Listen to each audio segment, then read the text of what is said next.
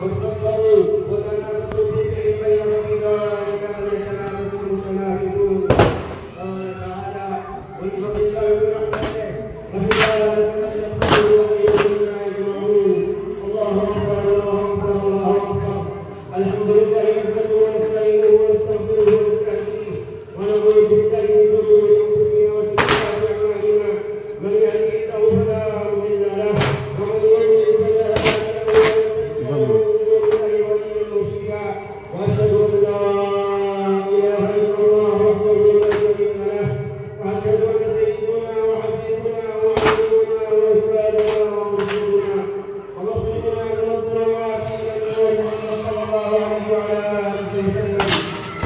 الله ومسياته حتى تولى من رب العالمين. صلوات ربي وسلامه عليه وعلى ازواجه وعلى بيته ومن تبعه واتبع صلوات وسلام دائم الذين يتبعون النصوص ومن ذكر الله تعالى ورسوله. يا ايها الذين امنوا اتقوا الله حق تقاته ولا تموتن الا وانتم مسلمون.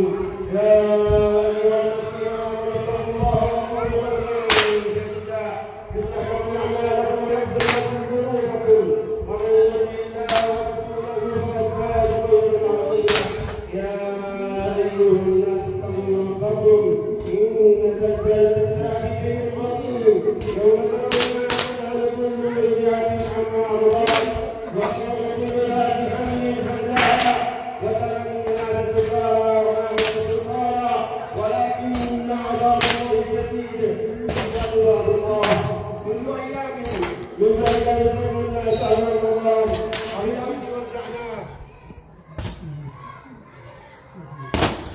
وبالأمس ودعناه مرتحلا عنا فإننا يا علينا وبفتحة هذا اليوم الأغر أدعوكم إلى رب كريم يمن بالخير ثم يجيب عليه الكريم. تغنمتم بالأيام الليل ومنتم وفي الظلام النهار يخرجتم وأضعتم رسول حفظوا دوائركم وربكم اخرجوا دوائركم اخرجوا دوائركم الكريم.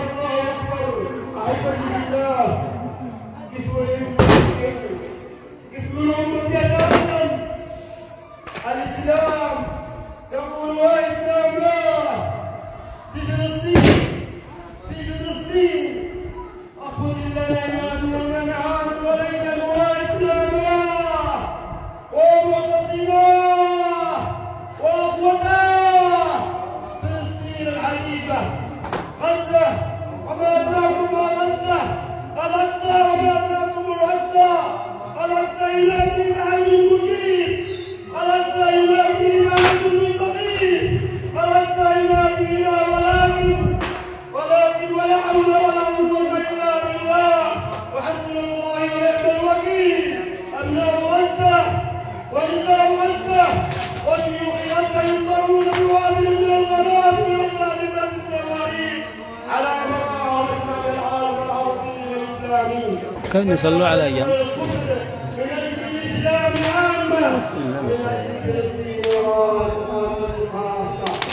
المسلمون في مشارق الأرض ومغاربها يتفرجون على إخوانهم وإسلامه ومعتصماه ولكن انفرد كتابة الخروج بين القول والعمل أي تسلمنا الإسلام زي سنة نبينا محمد صلى الله عليه وسلم.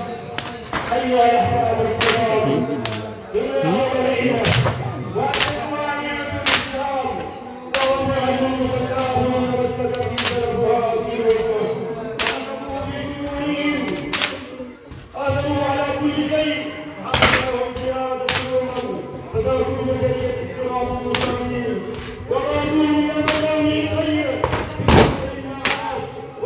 شاء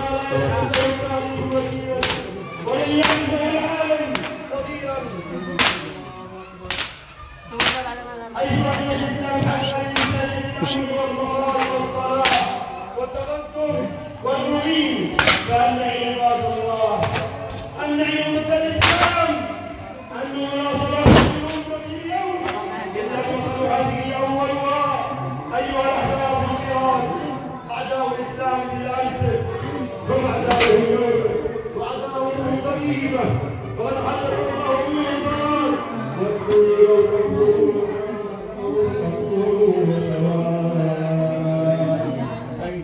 هم الذين آمنوا وإنا إلى ربهم التقية علينا لهم قال النبي له ولن ترضى عنك اليهود والنصارى حتى تتبع ملتهم إنهم يهاجمون هذا الدين ويهاجمون من يهدي وضلاله تحت ظلة الدنيا أحيانا وتحت ظلة حروب الإنسان أحيانا وكذبوا الله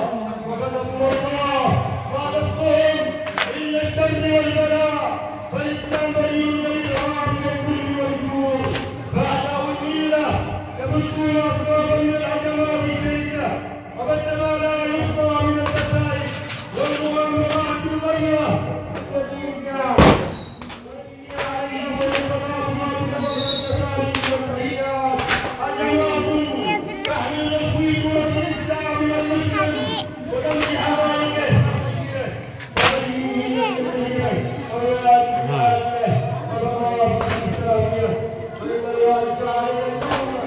الواجب حتى علينا عباد الله اليوم ان نقف صفا واحدا اخواننا في غزه ان نواصل قضيه فلسطين ان نحرر المسجد